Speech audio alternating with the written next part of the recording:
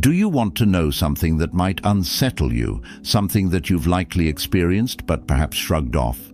The favors you've been asked to do, the ones that seem simple enough but leave you feeling drained, they're not just minor inconveniences, they're traps. And no, I'm not here to over-dramatize everyday favors or scare you away from helping others. The reality is, these favors often come with strings attached, hidden costs that you pay not with money, but with pieces of your peace. Do you understand why these favors feel so heavy? Think about it.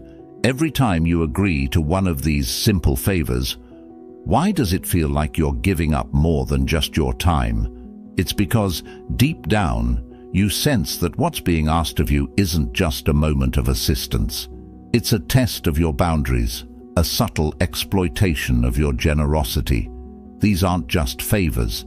They are calculated requests that often benefit one side far more than the other, typically not yours. So why do we keep saying yes?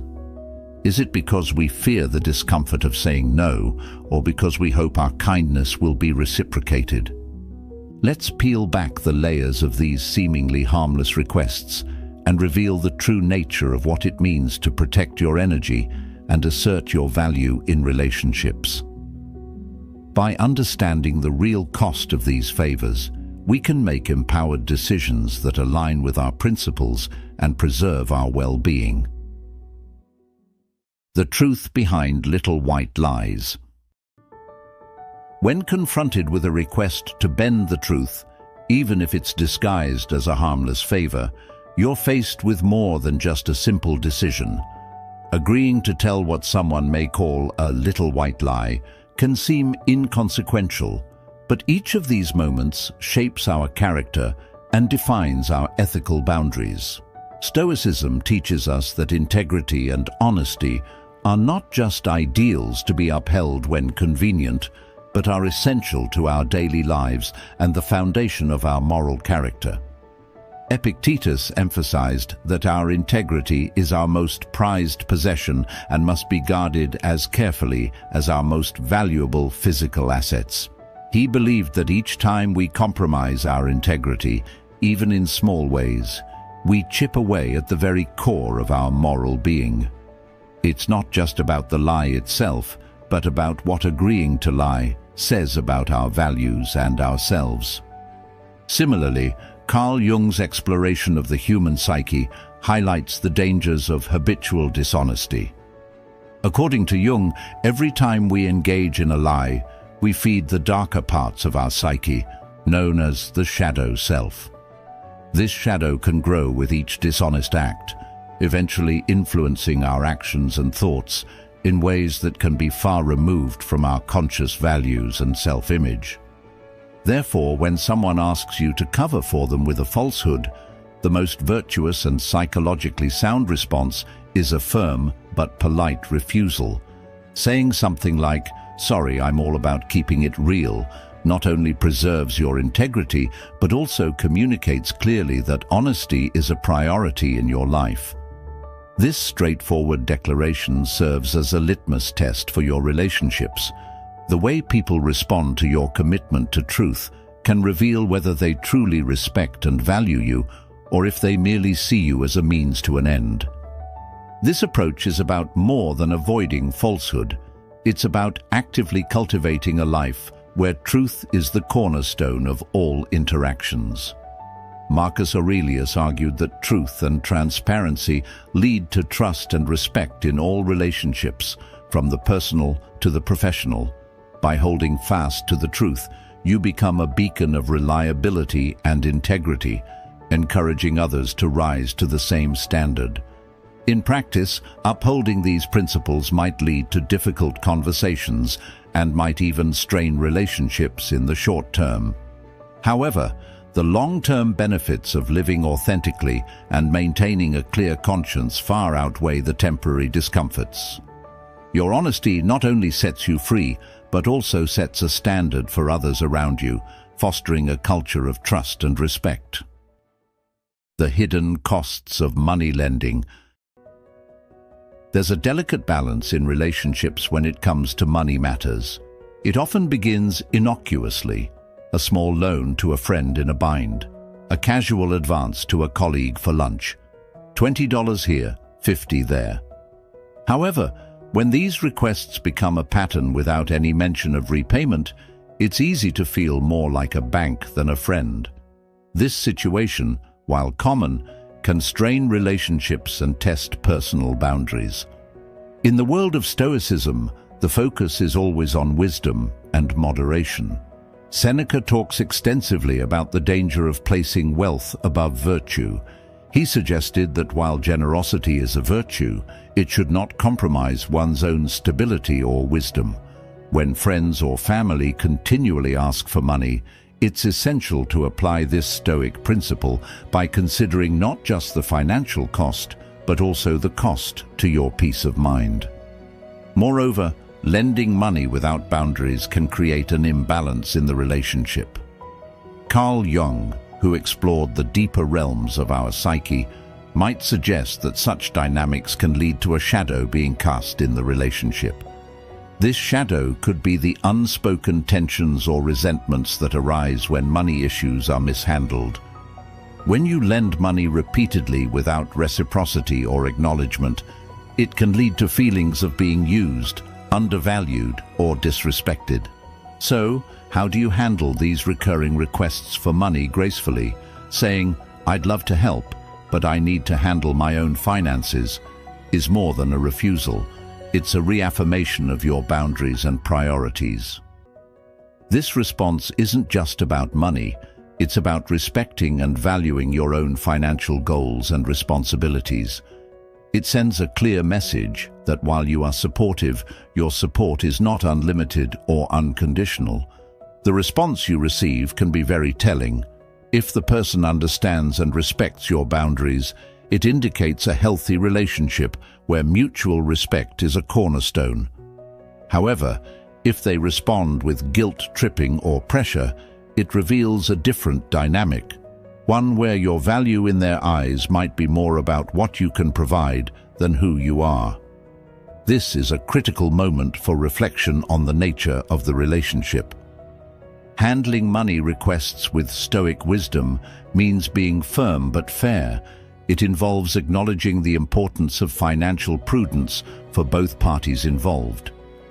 Marcus Aurelius wrote about acting in agreement with nature and reasoned choice. In the context of lending money, this means making decisions that are financially and emotionally sustainable, aligning with your nature as a rational and self-respecting individual. This approach doesn't just protect your financial well-being, it also sets the stage for healthier, more honest relationships. By clearly communicating your boundaries, you encourage others to consider their requests more carefully and respect your financial autonomy. You also prevent the build-up of resentment or misunderstanding that can often accompany financial transactions among friends. The heavy burden of keeping secrets. There's a certain weight that comes with being entrusted with a secret, especially when it's of a dubious nature. It places you at the crossroads of loyalty and integrity, challenging you to either support a friend or uphold your moral principles. Often these secrets involve covering for someone's mistakes or misdeeds with the classic, "Don't tell anyone," but suddenly you're not just a confidant, you're an accomplice in hiding something that shouldn't be hidden. This situation draws directly from the wisdom of Stoicism, where the emphasis is on living according to virtue and reason. The Stoic philosopher Epictetus once remarked that we should not merely be concerned with what happens to us, but rather how we respond. When asked to keep a secret that involves deceit or wrongdoing, your response should align with your ethical beliefs, not just your relationships. Carl Jung also touched on the complexities of secrets with his exploration of the shadow self. He believed that by concealing parts of ourselves, or in this case concealing truths for others, we risk integrating these shadows into our personalities, leading to inner conflicts and a dissonance between who we are and what we do. When someone asks you to keep a secret that feels wrong, They're not only imposing on your peace of mind, but potentially inviting you to integrate deceit into your own shadow. So, how should one navigate these murky waters?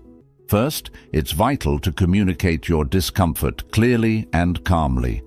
A simple yet firm, "I'm not comfortable being part of this," not only sets your boundaries, but also signals to the other person that their request has crossed a line. This approach respects both your values and the other person's autonomy. After all, they can choose how to proceed with their secret without involving you. What happens next can be very telling. If they respect your decision and back down, it reaffirms that your friendship has a foundation of mutual respect and understanding. However, if they react negatively or attempt to coerce you further, it reveals a self-serving nature that prioritizes their needs over your well-being. This is a critical moment of truth where you learn who truly values your relationship and who values you merely as a means to an end. Stoicism teaches us that external events are not within our control, but our responses to them are. In the case of being asked to keep a dodgy secret, the Stoic response is to remain true to your principles, irrespective of external pressures. This not only maintains your integrity, but also serves as a lesson to those around you about the importance of ethical behavior and the strength it takes to uphold it. When accountability takes a back seat. There are moments in life when someone might look to you as their escape hatch from accountability.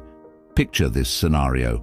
A colleague slips up on a project, and rather than facing the music, they nudge you towards the spotlight of blame. It's a situation that tempts you to act out of misplaced loyalty or perhaps fear of conflict, but it's crucial to resist. Saying yes to covering for someone else's mistake is like setting a trap for yourself in the long run. The philosophy of Stoicism provides a strong framework for handling such situations. Seneca taught the importance of living a life congruent with one's own moral compass, irrespective of external pressures. When someone asks you to take the blame, they are essentially asking you to compromise your integrity for their benefit. Seneca would argue that true wisdom lies in recognizing the long-term consequences of such actions, both for oneself and for the community at large.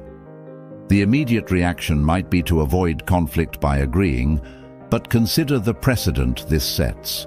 As Carl Jung might suggest, agreeing to take the blame when it's not yours can lead to a shadow aspect of your personality that accommodates deceit or avoidance of truth. This not only impacts your psychological health by fostering resentment and guilt, but also distorts your relationships with others who may start to view you as someone who can be easily manipulated. So, how should you respond? A firm but respectful, "I can't take responsibility for something I didn't do," not only asserts your integrity, but also encourages others to own their actions. This isn't just about protecting yourself. It's about promoting a culture of honesty and responsibility. By refusing to be complicit in the blame game, you set a clear boundary and model a behavior that respects truth and accountability. It's important to remember that true strength isn't found in acquiescence to wrongful blame, but in the courage to uphold truth, even when it's uncomfortable. This aligns closely with the Stoic ideal of virtue as the only good.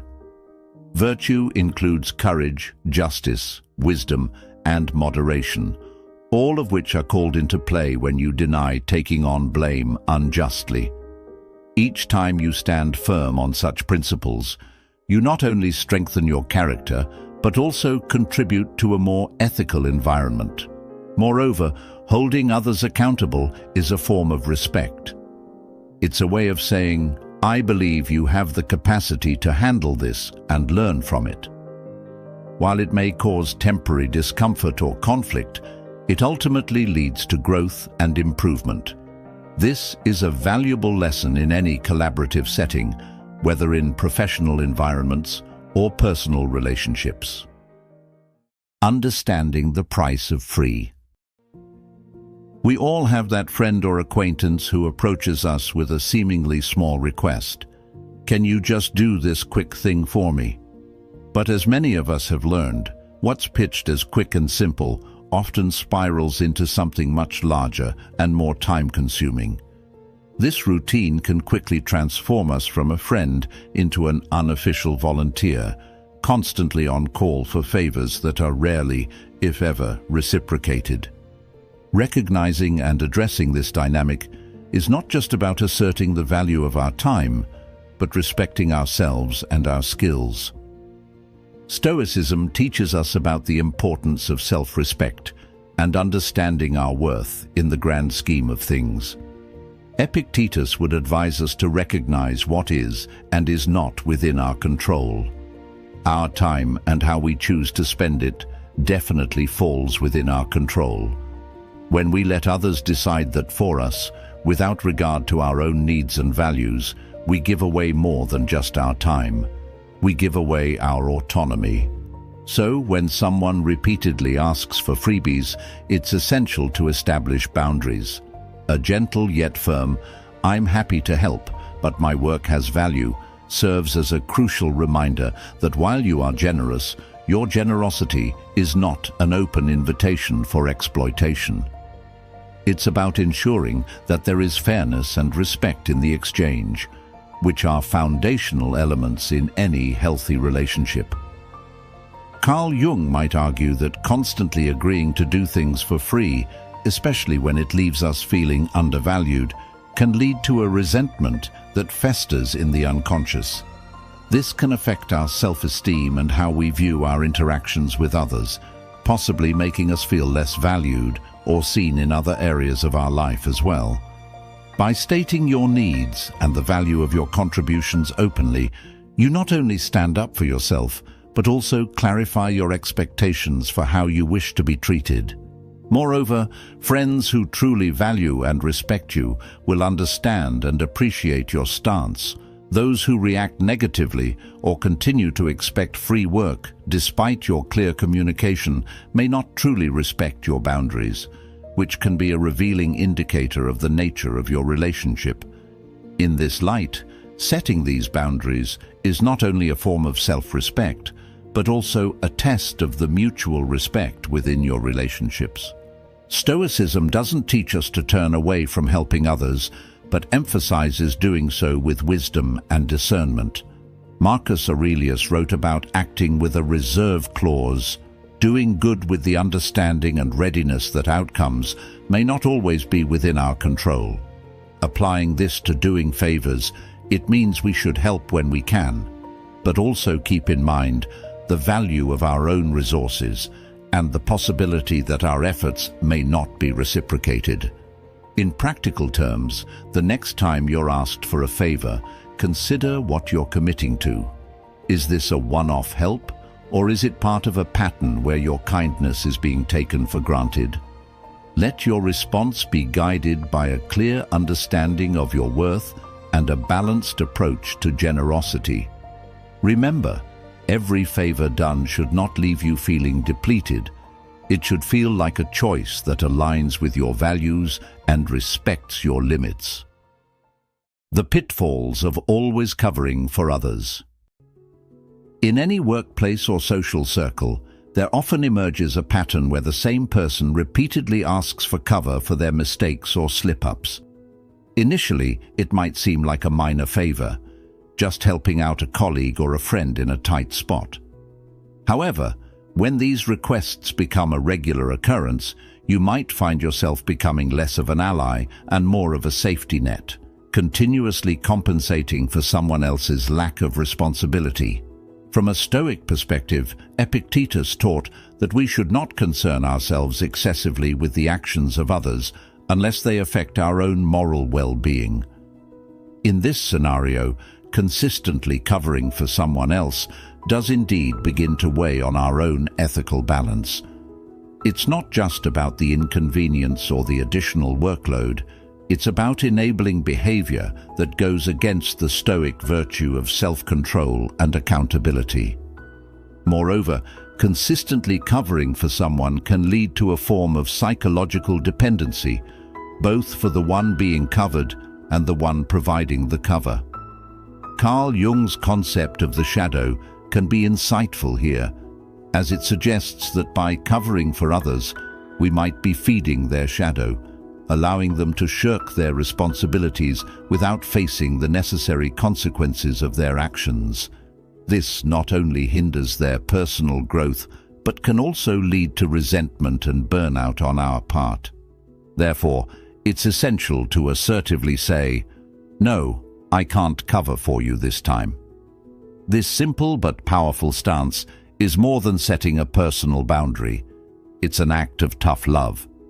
It signals to the other person that they need to take responsibility for their actions and face the consequences, which is crucial for their personal development.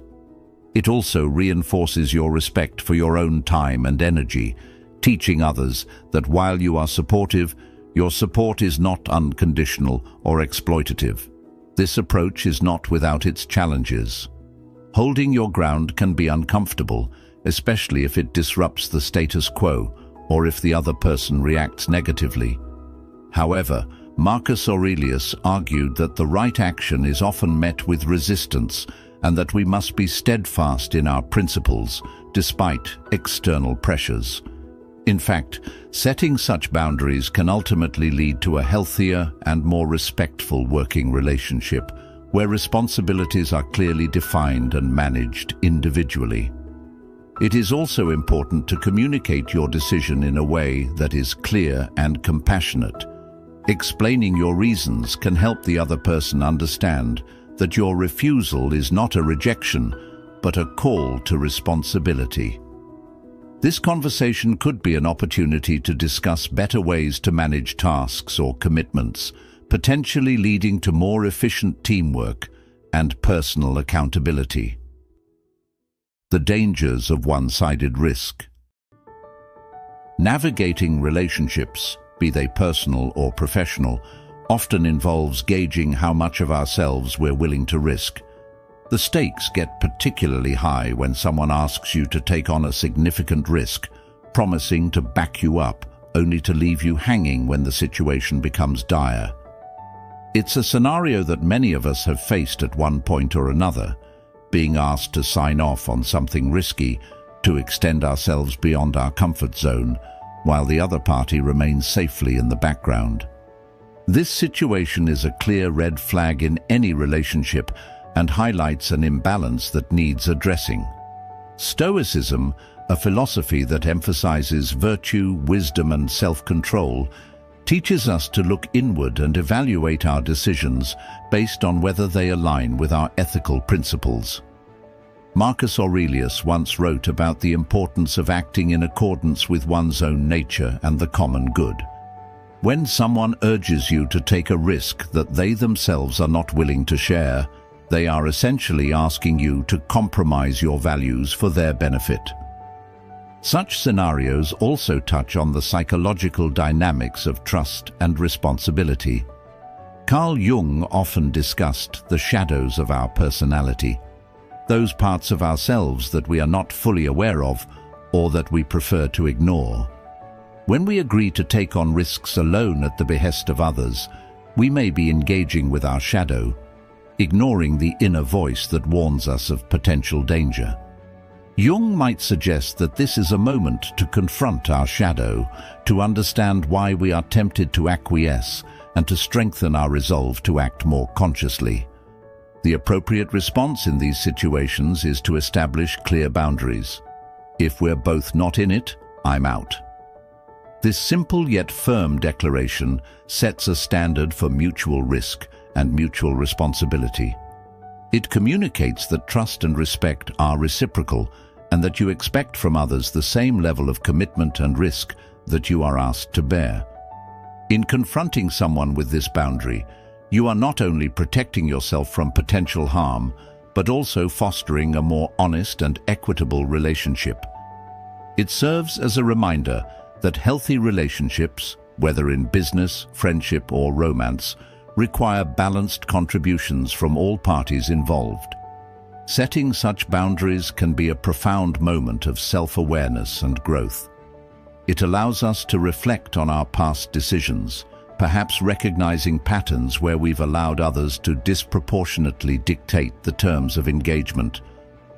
This reflection can empower us to make more balanced choices in the future, choices that respect our well-being and seek a fairer distribution of risk.